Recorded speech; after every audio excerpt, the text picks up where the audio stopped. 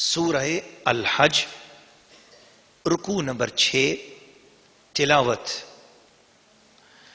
أذن للذين يقاتلون بأنهم ظلموا وإن الله على نصرهم لقدير. الذين أخرجوا من ديارهم بغير حق إلا أن يقولوا ربنا الله ولولا دفع الله الناس بعضهم ببعض لهدمت صوامع وبيع وصلوات ومساجد يذكر فيها اسم الله كثيرا ولينصرن الله من ينصره إن الله لقوي عزيز. الذين إن مكناهم في الأرض أقاموا الصلاة وآتوا الزكاة وأمروا بالمعروف ونهوا عن المنكر ولله عاقبة الأمور. وإن يكذبوك فقد كذبت قبلهم قوم نوح وعاد وثمود وقوم إبراهيم وقوم لوط وأصحاب مدين وكذب موسى فأمليت للكافرين ثم أخذتهم فكيف كان نكير. فكأي من قرية أهلكناها وهي ظالمة فهي خاوية على عروشها وبئر معطلة وقصر مشيد. أفلم يصيروا في الأرض فتكون لهم قلوب يعقلون بها أو آذان يسمعون بها فإنها لا تعمى الأبصار ولكن تعمى القلوب التي في الصدور. ويستعجلونك بالعذاب فلن يخلف الله وعده وإن يوما عند ربك كألف سنة مما تعدون. وكأي من قرية أمليت لها وهي ظالمة ثم أخذتها وإلي المصير. سورہ الحج رکوع نمبر 6 ترجمہ کنز الایمان. پروانگی یعنی اجازت عطا ہوئی انہیں جن سے کافر لڑتے ہیں اس بنا پر کہ ان پر ظلم ہوا اور بے شک اللہ ان کی مدد کرنے پر ضرور قادر ہے. وہ جو اپنے گھروں سے ناحق نکالے گئے صرف اتنی بات پر کہ انہوں نے کہا ہمارا رب اللہ ہے، اور اللہ اگر آدمیوں میں ایک کو دوسرے سے دفع نہ فرماتا تو ضرور ڈھا دی جاتی خانقاہیں اور گرجا اور کلیسے اور مسجدیں جن میں اللہ کا بکثرت نام لیا جاتا ہے. اور بے شک اللہ ضرور مدد فرمائے گا اس کی جو اس کے دین کی مدد کرے گا. بے شک ضرور اللہ قدرت والا غالب ہے. وہ لوگ کہ اگر ہم انہیں زمین میں قابو دیں اور نماز برپا رکھیں اور زکوٰۃ دیں اور بھلائی کا حکم کریں اور برائی سے روکیں، اور اللہ ہی کے لیے سب کاموں کا انجام. اور اگر یہ تمہاری تکذیب کرتے ہیں تو بے شک ان سے پہلے جھٹلا چکی نوح کی قوم اور عاد اور سمود اور ابراہیم کی قوم اور لوط کی قوم اور مدین والے اور موسیٰ کی تکذیب ہوئی تو میں نے کافروں کو ڈھیل دی پھر انہیں پکڑا تو کیسا ہوا میرا عذاب. اور کتنی ہی بستیاں ہم نے کھپا دی یعنی ہلاک کر دی کہ وہ ستمگار تھیں تو اب وہ اپنی چھتوں پر ڈہی یعنی گری پڑی ہیں. اور کتنے کنویں بیکار پڑے اور کتنے محل گچ کیے ہوئے. تو کیا زمین میں نہ چلے کہ ان کے دل ہوں جن سے سمجھیں یا کان ہوں جن سے سنیں. تو یہ کہ آنکھیں اندھی نہیں ہوتی بلکہ وہ دل اندھے ہوتے ہیں جو سینوں میں ہیں. اور یہ تم سے عذاب مانگنے میں جلدی کرتے ہیں اور اللہ ہرگز اپنا وعدہ جھوٹا نہ کرے گا. اور بے شک تمہارے رب کے یہاں ایک دن ایسا ہے جیسے تم لوگوں کی گنتی میں 1000 برس. اور کتنی بستیاں کہ ہم نے ان کو ڈھیل دی اس حال پر کہ وہ ستمگار تھیں پھر میں نے انہیں پکڑا اور میری ہی طرف پلٹ کر آنا ہے. سورہ الحج رکوع نمبر 6 تفسیر. اللہ کے پاک کلام کو عقیدت و محبت کے جذبات سے سرشار ہو کر سننے والے خواتین و حضرات، یہ آیات طیبہ اس زمانے میں نازل ہوئیں جب مسلمانوں پر بے حد ظلم کیا گیا، مسلمانوں کو ستایا گیا. مسلمانوں کی خواتین صحابیہ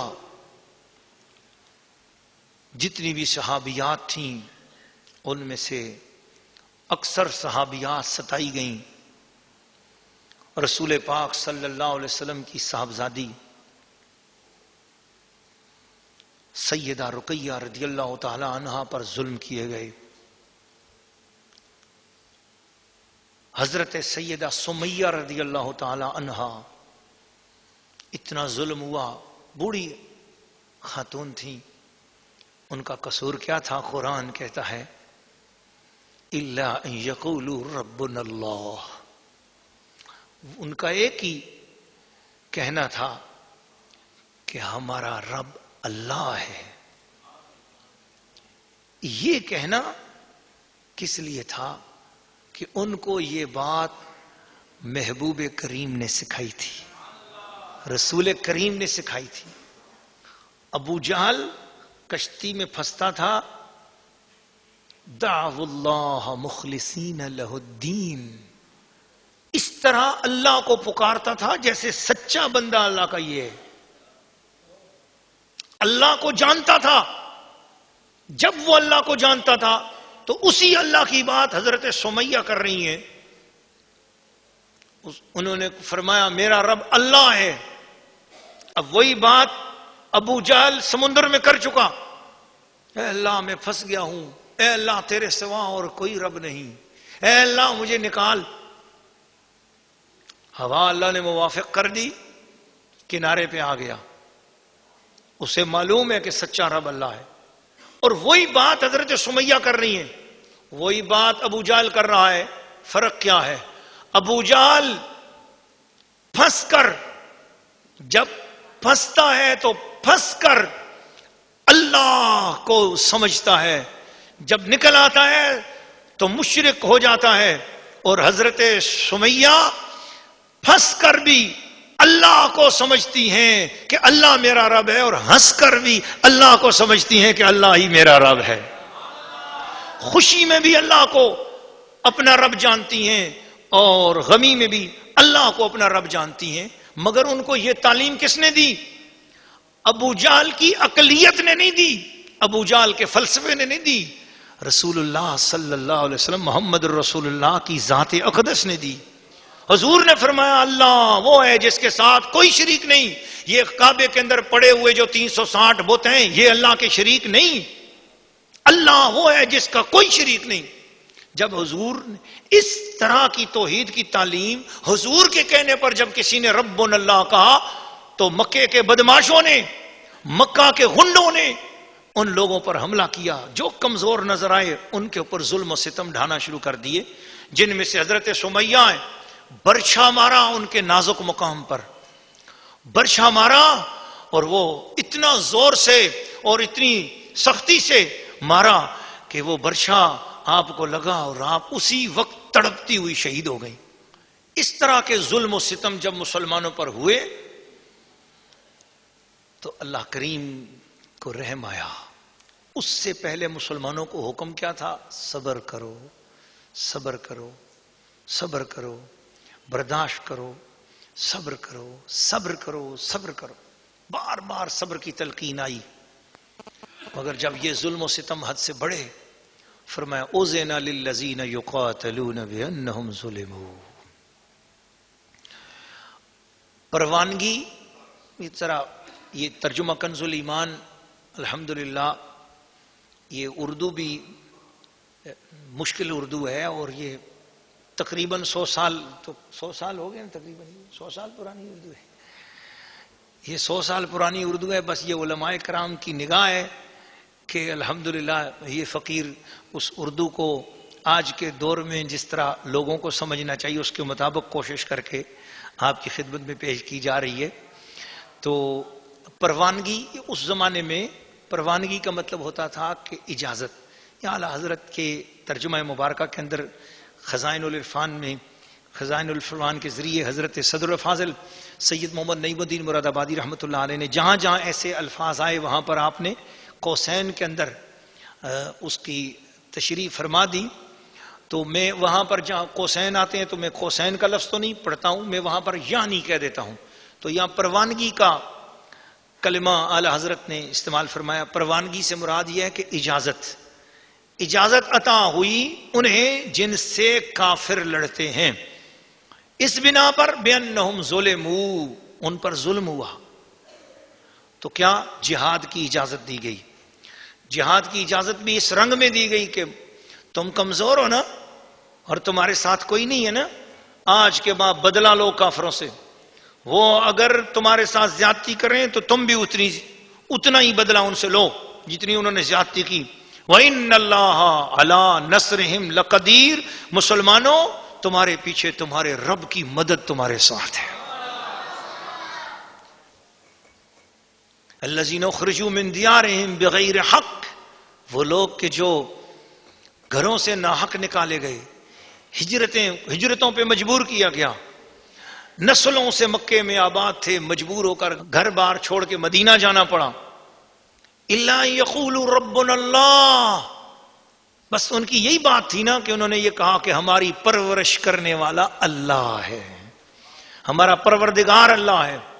فرمایا یہ جہاد کی اجازت میں نے اس لیے دی ہے کہ اصول یہی ہے دنیا بھر کا, وَلَوْلَا دَفْعُ اللَّهِ النَّاسَ بَعْضَهُم بِبَعْضٍ لَهُدِّمَتْ صَوَامِعُ وَبِيَعٌ وَصَلَوَاتٌ وَمَسَاجِدُ يُذْكَرُ فِيهَا اسْمُ اللَّهِ كَثِيرًا.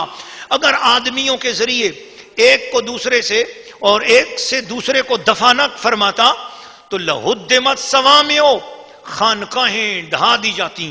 اس کا مطلب ہے کہ خانقاہیں جو ہیں قرآن مجید نازل ہو رہا ہے نا, اس سے پہلے کی خانقاہیں کائنات میں موجود ہیں.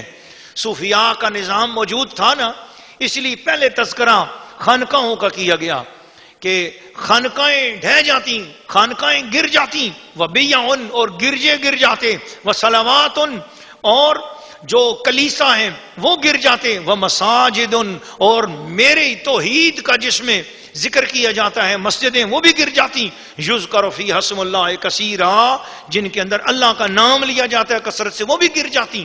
اگر انسانوں کے ذریعے انسانوں کو دفع نہ کیا جاتا. یہ جہاد کا اصول یہی ہے کہ جہاں ظلم ہو, ظلم کے خلاف بندے اٹھیں اور اٹھ کر جہاد کریں. وَلَيَنْصُرَنَّ اللَّهُ مَن يَنْصُرُهُ. جو اللہ کے دین کی مدد کرے گا اللہ بھی اس کی مدد فرمائے گا. اور پھر یہ فرمایا کہ جہاد کے نتیجے میں جب مسلمانوں کی حکومت قائم ہوتی ہے تو مسلمانوں کی حکومت کی یہ شان ہے کہ الذین مکناہم فی الارض, ان کو جب زمین میں قیام ملتا ہے, قابو ملتا ہے, اقاموا الصلاۃ, نماز کا قیام کرتے ہیں. آج اسلامی حکومتوں میں کئی ایسے مقامات ہیں ماشاءاللہ جہاں پر نماز کے وقت لوگ نماز کے لیے باقاعدہ جاتے ہیں, اور گورنمنٹ کی طرف سے بھی باقاعدہ ایسے لوگ مقرر ہیں کہ جو لوگوں کو بتاتے ہیں کہ دکانیں بند کرو, خرید و فروخت روک دو, نماز کا ٹائم ہے, قریبی مسجد ہے, جاؤ نماز پڑھو. ایسے کئی ممالک میں میرے بھی جانا ہوا. شام شریف ہم گئے, جو ہی نماز کا وقت ہوا میں حیران ہو گیا, دکانیں بند ہو گئیں اور اسی طرح سونا پڑا ہوا ہے, ڈالر اور روڈ پر لے کر بندہ بیٹھا ہوا, اور اس کے اوپر ایک کاغذ رکھا اور ایک پتھر چھوٹا سا رکھا اور چل پڑا. ڈالروں کا ڈھیر لگا ہوا ہے, دیناروں کا ڈھیر لگا ہوا ہے, اور وہ کرنسی چینج کرنے کے لیے وہاں رستے میں بیٹھا ہوا ہے, اور بس نماز کا وقت ہوا اس نے وہیں پر سب کچھ رکھا, چل پڑا. اسی طرح اور دکانوں والے سونے سے لدی ہوئی دکانیں, بند بھی نہیں کی, کھلی دکانیں ہیں, بس ایک دو لائٹیں آف کر دیں اور کاؤنٹر کلوز کیا اور بس وہ نکل گئے. کھلی دکانیں پڑی ہوئی ہیں, کھلے زیورات پڑے ہوئے ہیں. دیکھ کر دل خوش ہوا, دعا کی یا اللہ کاش سارے اسلامی ممالک میں یہی رنگ پیدا ہو جائے. تو اقاموا الصلاۃ, نماز کی تاکید کرتے ہیں. اور کیا فرمایا, وآتوا الزکوٰۃ, جو مالوں کے اندر اللہ کا حق ہے اسے ادا کرواتے ہیں, زکوٰۃ دلواتے ہیں, زکوٰۃ دیتے ہیں. وآمروا بالمعروف, بھلائی کا حکم کرتے ہیں. ونہوا عن المنکر, جہاں بری بات دیکھتے ہیں, شریعت کے خلاف بات دیکھتے ہیں, سنت کے خلاف بات دیکھتے ہیں, اللہ کی مرضی کے خلاف بات دیکھتے ہیں, اس سے روکتے ہیں, اس سے باز کرتے ہیں. وَلِلَّهِ عَاقِبَةُ الْأُمُورِ, ہر کام کا انجام اللہ پاک ہی کے پاس ہے. محبوب اب اگر آپ کو کوئی جھٹلاتا ہے, آپ کی تکذیب کرتا ہے, آپ کی گستاخی کرتا ہے تو دل تنگ نہ ہو محبوب, صبر فرمائیں, تسلی کریں. فَقَدْ كَذَّبَتْ قَبْلَهُمْ قَوْمُ نُوحٍ, پہلے ان کافروں گستاخوں سے پہلے گستاخ گزرے, نوح علیہ السلام کی قوم کے گستاخوں نے ان کی بے ادبی کی، وعاد و سمود و قوم ابراہیم و قوم لوط و اصحاب مدین و کذب موسیٰ و اصحاب مدین و کذب موسیٰ فاملیت للکافرین ثم اخذتهم۔ محبوب دیکھو نا، آپ سے پہلے اتنے پیارے پیارے نبی گزرے، ان کی قوموں نے بھی ان کو جھٹلایا، اور جنہوں نے مانا ان کو میں نے عزت عطا کی، جنہوں نے نہیں مانا محبوب دیکھو میں نے ان کو کیسا پکڑا، ان کو عذاب دیا۔ جو تیرے گستاخ ہوں گے ان کو کیسے چھوڑوں گا، ان کو بھی عذاب دوں گا۔ آپ تسلی رکھو، جو آپ کے ماننے والے ہیں آپ ان کی طرف نظر فرماؤ، آپ صدیق کو دیکھو، عمر کو دیکھو، دل ٹھنڈا کرو، آپ کا جھنڈا بلند ہوگا، گستاخ ذلیل ہوں گے۔ پھر آگے یہی مثالیں دی اور فرمایا لوگوں آنکھیں اندھی نہیں ہوتی، دل اندھے ہو جاتے ہیں، بات دلوں کی ہے، دل اندھے ہو جاتے ہیں، اور اللہ تعالیٰ دلوں کے اندھے ہونے سے ہم سب کو بچائے۔ دل زندہ ہو، دل زندہ ہو تو ذرا سی بات بھی، اشارہ کی بات بھی ہو نا، اشارے کی بات، اس سے بھی بندے کو ہدایت کا نور مل جاتا ہے۔ دل زندہ نہ ہو نا تو پھر بہت کچھ پڑھ کر، بہت کچھ دیکھ کر سمجھ نہیں آتی، اور وقت گزر جاتا ہے، اور وہ فیض کی گھڑیاں گزر جاتی ہیں اور بندہ فیض سے محروم ہو جاتا ہے۔ اللہ تعالیٰ سے دعا ہے کہ اللہ تعالیٰ میں بر وقت اور ہر وقت دل زندہ نصیب فرمائے، ہر وقت اور بر وقت دل زندہ نصیب رہے۔ یعنی اگر ہر وقت اگر ہمارے گناہوں کی وجہ سے دل زندہ نہیں بھی ہے تو جب کوئی ہستی آئے، جب کوئی فیض دینے والا آئے، یا کوئی لمحہ ایسا ہو جس میں ہدایت کا سامان ملنے والا ہو، تو بر وقت اسی وقت ہمارا دل جاگ جائے اور ہمیں فیض اور ادب حاصل کرنے کی توفیق نصیب ہو جائے، ادب کرنے کی توفیق نصیب ہو۔ سبحان اللہ۔